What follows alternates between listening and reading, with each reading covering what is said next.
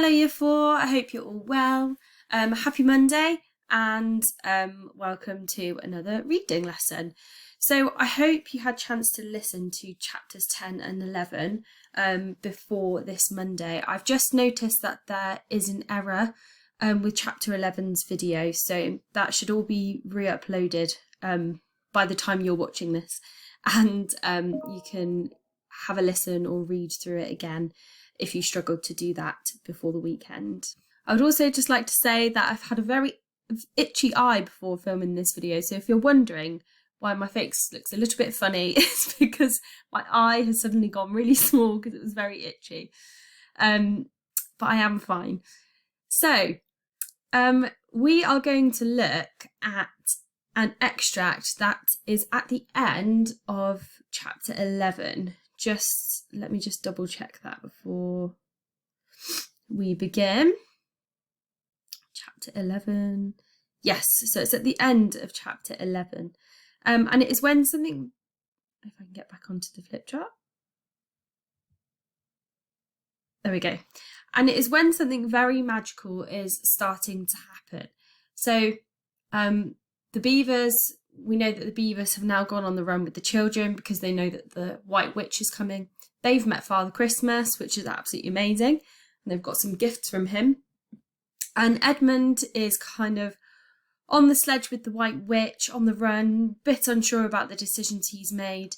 And towards the end of the chapter, we see that suddenly there appears to be a change in Narnia. Something is beginning to switch and change the weather in Narnia.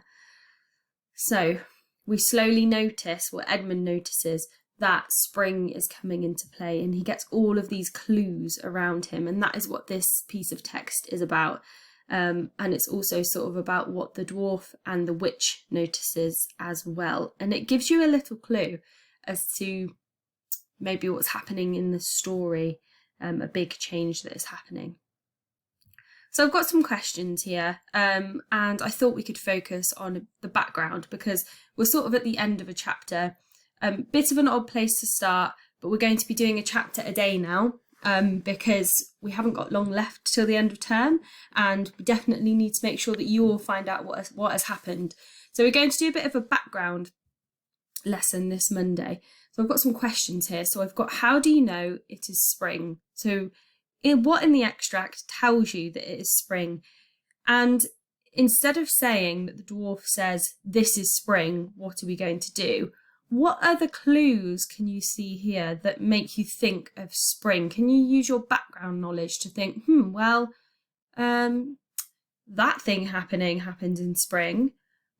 Sometimes in spring I notice this. So what sort of things can you find? And then, so how do you know it's spring? And it kind of rolls on to the next question. So can you list phrases associated with spring that can be found in the text? So can you find a sentence that might be linked to spring, or, a phrase? So for example, a bird suddenly chirped from the branch of a tree. So birds chirping, we often notice that in spring, more and more birds, it gets a little bit louder outside, doesn't it? Might also have crocuses growing around the foot of an old tree. Don't see that much in winter, but you see new life in spring. So can you see if you can find ones that are different from the ones that I've given, the examples I've given. And then I've got a few questions just down here. So why will the witch kill if she hears Aslan's name again? So instead of sort of saying because she said she would, what else do you know about the story? How does the witch feel about Aslan? What have we heard about Aslan? Why might she not like him? And why does it make her feel so passionately that she said she's going to kill someone? And then your last question you've got, why is what is happening here so surprising? I've worded that sentence quite weirdly, but I hope you understand what I mean. So why is what is happening so surprising? So why is it so surprising that it's suddenly starting to become springtime? What in the story before makes this change so surprising? you could also give your insight into what you potentially. So I hope you get on with this okay. If you have any questions, please feel free to email us and we can help you. But have a lovely Monday, and I look forward to seeing you tomorrow.